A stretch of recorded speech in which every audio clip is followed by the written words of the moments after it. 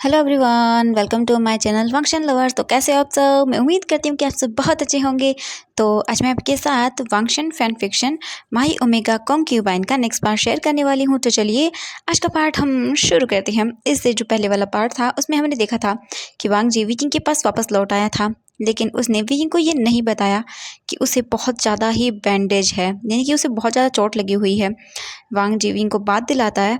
बात दिलाते टाइम जब वांग जी ने विंग को देखा तब वो अपने आप को रोक नहीं पाया और वो बीजिंग के क्लोज चला गया। वांग जी बीजिंग की टमी पर किस कर रहा था और उनका बेबी मूव कर रहा था। ये देखकर वांग जी और बीजिंग दोनों ही बहुत ही हैप्पी हो जाते हैं। वांग जी काफी देर विंग की टमी पर किस करता है, फिर उठता है और वो बीजिंग के लिप्स पर उसे डीपली और पैशनेटली किस करने लगता है। वांग जी देखता है कि बीजिंग को अब सांस लेने में स्ट्रगल हो रहा है, तो वो छोड़ देता है और फिर विंग को देखता है। बीजिंग ब्लश कर रहा था। बीजिंग प्रेग्नेंट होने की वजह से और भी ज़्यादा चबी चीक्स बहुत ही क्यूट हो गया था। उसके फेस पर ग्लो साफ साफ नज़र आ रहा था। वांग जी फिर वेई जिंग को अपनी गोद में कैरी करता है। जैसे वांग जी ऐसा करता है तब उसकी बैक में उसे पेन होता है और वांग जी को फील हो गया था कि जो स्टिचेस उसकी बैक में लगे हुए हैं वो खुल गए हैं, जिससे वी जिंग वांग जी की बॉडी में उसकी पेट में उसे ब्लीडिंग हो रही है। ये फील करते ही वांग जी को याद आता है। वो सोचता है वो ऐसा नहीं कर सकता, अगर उसने किया तो विजिंग को पता चल जाएगा। वांग जी अपनी आइज़ को बंद करता है। विजिंग वांग जी को देखता है और बोलता है क्या हुआ हस्बैंड?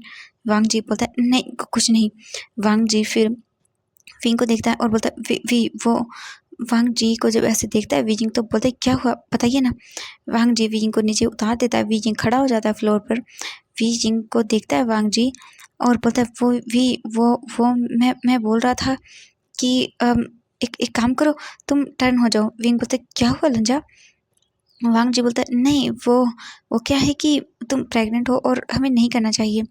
वी जिंग बोलता है लेकिन लंजा। वांग जी बोलता है वी हम बाद में भी तो कर सकते हैं ना। वी जिंग देखता है और बोलता है कि हाँ हाँ ठीक है कोई बात नहीं। फिर वी जिंग थोड़ा सा मूव होता है और वो अपने रोब्स को उठाता है और फिर उन्हें पहन लेता है। वांग जी बोलता है सॉरी वी बोलता है नहीं लंजा कोई बात नहीं, मैं जानता हूँ आप इसीलिए नहीं करना चाहते क्योंकि हमारा बेबी हर्ट हो जाएगा, मैं जानता हूँ। वांग जी वी को देखता है और वो कुछ भी नहीं बोलता।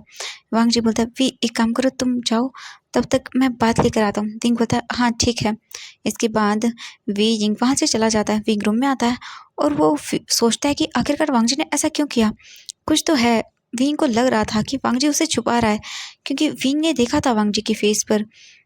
वेइंग वहीं पर बैठ जाता है। वांग जी फिर वेइंग के जाने के बाद वो डोर को लॉक करता है और जल्दी से अपने रोप निकालता है। तो सच में उसकी बैक से ब्लीडिंग हो रही थी। वांग जी अपनी आइज़ को बंद करता है। फिर वो जल्दी से बोलता है वी मेरे रोप दे दोगे तुम, अंदर ही है। विंग बोलता है हाँ ठीक है। वी जिंग जाता है अलमारी से और वो वांग जी के रोप निकालता है और वो आता है और डोर को नॉक करता है। वांग जी ओपन करता है और वो अपने रोप को ले लेता है। वांग जी फिर डोर को बंद कर देता है।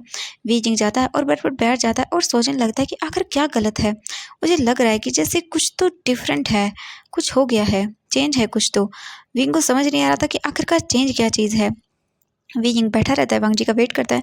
वांग जी फिर अपने जो बैंडेज बंधी थी उन्हें निकालता है सभी को और फिर वो देखता है मिरर में, जो वहाँ पर लगा हुआ था उसमें। तो सच में वांग जी की बैक से ब्लीडिंग हो रही थी। वांग जी उन्हें क्लॉथ से क्लीन करता है, जो अपने पुराने जो पहन के रखे थे अभी उन्हें, उनसे क्लीन करता है वांग जी। और फिर वो वापस से उन पर बैंडेज बांधता है, जैसे तैसे विजिंग वांग जी से होती है वैसे। फिर वो वापस से अपनी बॉडी को क्लीन करता है एक वेट कपड़े से और फिर वापस रोब पहनकर वापस बाहर आता है और वो उन कपड़ों को छुपा देता है वहीं। वीजिंग वांग जी को देखता है। तभी वीजिंग की नज़र जाती है वांग जी के फोरहेड पर। वीइंग बोलता है लंजा। वांग जी बोलता है हाँ वी क्या हुआ? वीइंग बोलता है लंजा तो तुम्हारा फोरहेड रिबन। वांग जी जब ये सुनता है तो वो वहीं पर रुक जाता है। वांग जी बोलता है वो वीजिंग मैंने रख दिया है कहीं पर, मैं बाद में पहन लूँगा। वीजिंग बोलता है लंजा ऐसा कभी नहीं हो सकता कि तुम अपना गुस्सू रिबन निकाल दो, कुछ कुछ गलत तो नहीं है ना, प्लीज़ मुझे बताओ, मुझे डर लग रहा है। वांग जी विंग के पास आता है, बोलता है विजिंग कुछ भी गलत नहीं है। विंग बोलता है नहीं कुछ गलत है, मुझे लग रहा है आप अपना रिबन नहीं निकालते हैं कभी भी। वांग जी बोलता है वी कुछ भी नहीं हुआ, मैंने कहा ना, जस्ट रात को सोने वाला था इसीलिए मैंने निकाल दिया। वी जिंग बोलता है पक्का ना? वांग जी बोलता है हाँ वी कुछ भी नहीं हुआ। वी जिंग फिर बोलता है ठीक है। वांग जी बोलता है वी जिंग बहुत रात हो गई है, तुम सो जाओ ठीक है। वी जिंग बोलता है हाँ। इसके बाद वांग जी विंग को सुला देता है वीजिंग बोलता है आप, वांगजी बोलता है हाँ मैं आ रहा हूँ। इसके बाद वीजिंग जाता है और वांगजी के पास वो भी जाकर लेट जाता है, आई मीन विंग के पास जाकर लेट जाता है। वीजिंग वांगजी को हक करता है और वो अभी अपनी आइज़ को बंद कर लेता है। वांगजी वीजिंग के सर को अपने चेस्ट पर रखता है और उसे पेट करता रहता है। कुछ देर के बाद वीजिंग और वांगजी दोनों ही सो जाते हैं। लगभग 1 घंटे के बाद वीजिंग अपनी आँखों को खोलता है और वो अपने सर को ऊपर करता है और वांगजी को देखता है। वांगजी सो चुका था। वीजिंग देखता है वांगजी ने अपनी पीठ को नहीं किया हुआ था, यानी कि वो अपनी पीठ के बल नहीं सोया हुआ था। वीजिंग आई मीन वांगजी जो था वो अपनी फेस को विंग की ओर करके सोया हुआ था और वीजिंग वांगजी के फेस को देखता है और फिर वो धीरे-धीरे करके वांगजी के हाथों को हटाता है अपने चेस्ट पर, यानी अपनी वेस्ट वगैरह से, और वो वहीं पर बैठ जाता है और वांगजी को देखता है और बोलता है नहीं कुछ तो गलत है। मुझे लग रहा है पक्का मुझसे कुछ तो छुपा रहे हैं। हाँ आपने कहा था आपका फोरहेड रिबन। हाँ। वीजिंग उठता है बेड से, थोड़ा सा मतलब मुश्किल होती है उसे क्योंकि उसका टमी बड़ा था तो इसीलिए। वीजिंग देखता है बेड के चारों तरफ तो उसे वहाँ पर वांगजी का फोरहेड रिबन नहीं मिलता। फिर वीजिंग जाकर ड्रॉवर को ओपन करता है और वहाँ पर भी वो चेक करता है, लेकिन वांगजी का फोरहेड रिबन वहाँ पर भी नहीं था। वीजिंग वांगजी के कपड़ों को देखता है तो वहाँ पर भी नहीं था। वीजिंग सोचता है कि हाँ वॉशरूम में। वीजिंग जल्दी से जाता है वॉशरूम के अंदर और वो देखता है, पूरी तरह से वो चेक करता है, लेकिन वांगजी के कपड़े मतलब उसे नज़र ही नहीं आ रहे थे। जो वीजिंग देखता है अगर वांगजी ने वॉश भी कर दिए होंगे तो कम से कम कहीं तो रखा होगा उन्हें, लेकिन कपड़े वहाँ पर भी नहीं थे। तभी अचानक से विंग की नज़र जाती है वहाँ पर जो एक छोटी सी अलमारी थी उसके पास। वीजिंग देखता है नीचे तो वहाँ पर कुछ कपड़े में बांध कर रखा गया था और रेड रेड लगा हुआ था। वीजिंग ये देखता है तो वो जल्दी से जाता है और वो मतलब झुकने वाला था, लेकिन उससे झुका नहीं जा रहा था नीचे, उसके टमी में से दर्द हो रहा था। लेकिन वीजिंग मुश्किल से कैसे भी करके बैठता है और फिर वो नीचे से उस कपड़ों को निकालता है और वीजिंग देखकर पूरा शॉक। वीजिंग की आंखें बड़ी-बड़ी हो जाती हैं। उसे यकीन नहीं हो रहा था कि ये इतना सारा ब्लड और बैंडेज और वांगजी के ड्रॉप्स। वीजिंग देखता है उन्हें पूरा ओपन करके तो वो और भी ज़्यादा शॉक। वीजिंग पूरा डर जाता है क्योंकि वांगजी के रोब्स के पिछले साइड में बहुत बुरी तरह से ब्लड लगा हुआ था। वीजिंग देख कर रोने लगता है और बोलता है लंजा लंजा लंजा को चोट लगी है, क्योंकि वीजिंग ने कपड़ों को देखकर पता लगा लिया था कि ये वही कपड़े हैं जो थोड़ी देर पहले वांगजी ने पहने हुए थे। वीजिंग उन कपड़ों को रखता है और वो थोड़ा सा मतलब सहारा लेते हुए उस अलमारी का उठता है और वो बाथरूम से बाहर आता है और वांगजी को देखता है। वांगजी सोया हुआ था। वीजिंग जाता है वांगजी के पास और वो देखता है वांगजी को। वीजिंग फिर धीरे से वांगजी के रोब्स में जो नोट बंधी हुई थी, क्योंकि वांगजी ने इनर रोब पहने हुए थे, ज़्यादा मतलब हैवी रोब्स नहीं थे, नॉर्मली ही थे। तो वीजिंग उनकी नोट को ओपन करता है। नोट को ओपन करता है जैसे ही तो वो उन कपड़ों को देखता है, वो ओपन हो जाते हैं। वीजिंग फिर वांगजी के हाथ को लेता है और वो थोड़ा सा मूव करता है और वांगजी के रोब को निकाल देता है उसके हाथ से, और फिर वो वीजिंग वांगजी के रोब को स्लाइड कर देता है, जिससे वीजिंग देखता है और वो देखता रह जाता है। वीजिंग वांगजी के बैग को देखता है और वो शॉक हो जाता है। पूरी तरह से बैंडेज से बंधा हुआ था वांगजी की चेस्ट, उसकी बॉडी। वीजिंग की आंखों से आंसू आ जाते हैं और उन पे ब्लीडिंग आई मीन जो ब्लड था वो लगा हुआ था। देखता है और बोलता है ये सब वो वांगजी सोया हुआ था क्योंकि वो मेडिसिन लेकर सोया था। वीजिंग से वांगजी ने मेडिसिन वगैरह सब छुपा कर रखी थी, तो वांगजी नहीं उठने वाला था क्योंकि यही एक टाइम था जब वांगजी अपनी मेडिसिन लेता था। वीजिंग वांगजी को देखता है और वो वांगजी को उठाता भी है, लेकिन वांगजी नहीं उठता। वीजिंग फिर और भी चीज़ें सर्च करता है तो वीजिंग को वहाँ पर बहुत सारी मेडिसिन भी मिलती हैं छुपाई हुई। वीजिंग ये देखकर पूरा सदमे में आ जाता है। वीजिंग को समझ नहीं आ रहा था आखिरकार क्या हुआ। वीजिंग फिर वांगजी को देखता है और वो वहीं पर बैठ जाता है और वांगजी की बैग को ही देखता रहता है। कितने ज़्यादा बैंडेज थी, ब्लड था, वीजिंग को यकीन नहीं हो रहा था। वीजिंग फिर ऐसे ही बैठा-बैठा थक जाता है, लगभग 1 घंटे तक बैठा रहता है और वो रोता रहता है। वीजिंग की आइज़ रेड हो चुकी थी, मतलब बहुत बुरी तरह से वीजिंग ने रोया था यहाँ पर। फिर वो भी लेट जाता है और सो जाता है। अब हम नेक्स्ट मॉर्निंग का सीन देखते हैं। वांगजी अपने आइज़ को ओपन करता है और देखता है तो वीजिंग उसकी बाहों में ही सोया हुआ था। वांगजी ये देखकर स्माइल करता है। वांगजी विंग के फोरहेड पर किस करता है और फिर उठता है और वीजिंग को अच्छे से लिटा देता है और फिर जाता है वॉशरूम में और वो जल्दी से अपने क्लॉथ को देखता है, क्योंकि उसे पता है उसे वीजिंग के आने से पहले ही आई मीन उठने से पहले ही उसके कपड़ों को क्लीन करना होगा। वांगजी जाता है और देखता है तो वो कपड़े ओपन थे।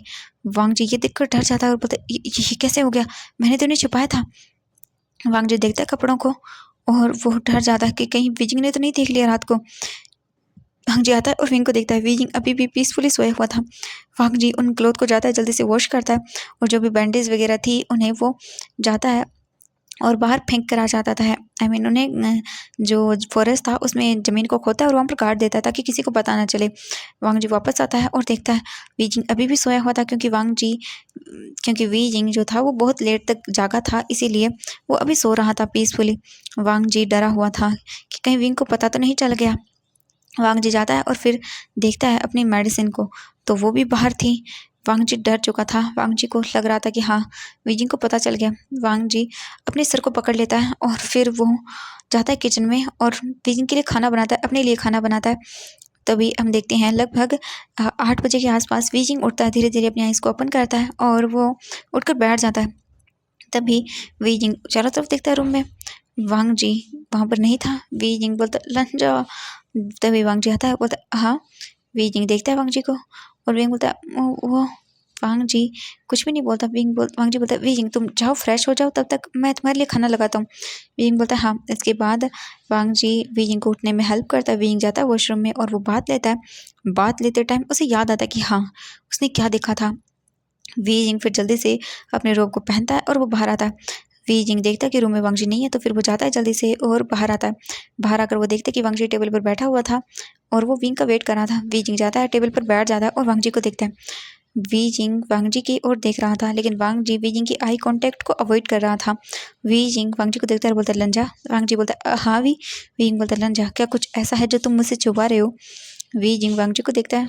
वांग जी वीजिंग की ओर नहीं देख रहा था, वो उससे आइज कांटेक्ट को वो अवॉइड कर रहा था। वीजिंग जब ये देखता है तो बोलता है लंजा प्लीज़ बताओ मुझे। वांग जी बोलता है नहीं कुछ भी नहीं है, तो तुम क्या बोल रहे हो ये। वीजिंग तब भी वांग जी का हाथ पकड़ता है और बोलता है लंजा प्लीज़ सच बताओ मुझे। लेकिन वांग जी फिर भी नहीं बताता, तो वीजिंग फिर वांग जी का हाथ देता है, अपने टमी पर रखता है और बोलता है लंजा प्लीज़ बताओ मुझे। अगर तुम चाहते हो कि हमारा बेबी अच्छे से रहे और तुम मुझ पर ट्रस्ट करते हो तो बताओ मुझे। वांग जी विंग को देखता है और अपने हाथ को देखता है जो विंग के टमी पर था। वीजिंग बोलता है लंजा प्लीज़। वांग जी विंग को देखता है और अपनी आइज़ को बंद करता है। वांग जी बोलता है हाँ, मैंने छुपाया है तुमसे। वीजिंग देखता है और बोलता है लंजा बताओ मुझे, तुम्हारी पीठ पर इतने सारे निशान, इतनी सारी चोटें और तुम्हारा फोरहेड रिबन वो कहाँ है। बताओ मुझे वांग जी, मैं जानता हूँ तुम क्या किया है तुमने, बताओ मुझे। वांग जी अपनी आइज़ को बंद करता है और फिर विंग को देखता है और वो उड़ता है, विंग के पास आता है। वीजिंग के हाथों को पकड़ता है अपने दोनों हाथों में और बोलता है वीजिंग मैंने तुम्हें चुना है। वीजिंग बोलता है कि क्या मतलब है आपका। वांग जी फिर विंग को बताना शुरू करता है। जब वांग जी को अंकल लैन किरण सजा देने वाले थे तब उन्होंने आखिरी बार वांग जी से पूछा था कि वांग जी मैं तुमसे आखिरी बार पूछ रहा हूँ, तुम्हें वीजिंग को चुनना है या फिर गुस्सू को। वांग जी अपनी अंकल को देखता है और बिना एक बार झिझकिचाए बोल देता है वीजिंग को। जब लैन करन ये सुनता है तब उसे बहुत गुस्सा आता है और वो बोलता है वांग जी तो फिर ठीक है, आज से तुम आज़ाद हो पूरी तरह से। तुम अब गुस्सू के मेंबर नहीं हो और तुम्हारा फोरहेड रिबन भी तुमसे ले लिया जाएगा। तुम अब कहीं भी जा सकते हो, तुम्हारा गुस्सू पर कोई हक नहीं है। तुम्हें यहाँ से निकाला जाता है। वांग जी अपनी आंखों को बंद कर लेता है। लैन सेचन वहीं पर खड़े हुए थे और वो बोलते अंकल प्लीज़। लैन किरण गुस्से में सेचन को देखता है तो सेचन बिल्कुल चुप हो जाता है। इसके बाद वांग जी को सजा देना शुरू करते हैं वो लोग और वांग जी से उसका फोरहेड रिबन भी ले लिया जाता है।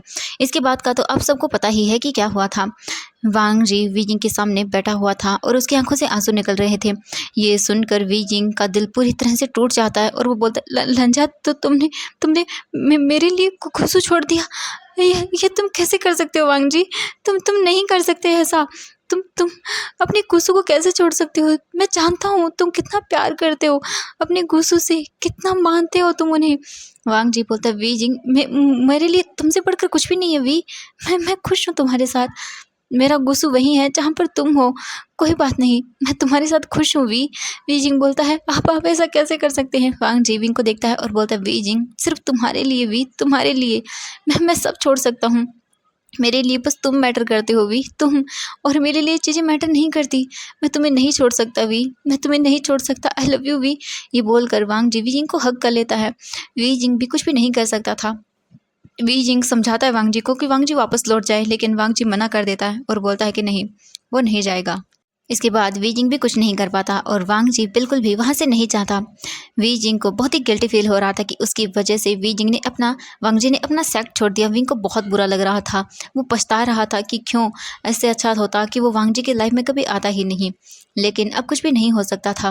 धीरे धीरे टाइम बीतने लगता है और अब वांग जी उन्हीं सब लोगों के साथ रहने लगा था। वांग जी अब नॉर्मल क्लॉथ पहनता था। वी जिंग जब भी वांग जी को देखता था उसे बहुत बुरा लगता था, क्योंकि वांग जी ने अपना फोरहेड रिबन नहीं पहना हुआ था। ये देखकर ही विंग को अपने हार्ट में पेन होता है, क्योंकि वो जानता है कि गुस्सू के लोगों के लिए उनका फोरहेड रिबन कितना मैटर करता है और वांग जी के लिए स्पेशली बहुत ज़्यादा। तो एवरीवन, आज के लिए बस इतना ही। मिलते हैं नेक्स्ट पार्ट में। Bye bye everyone.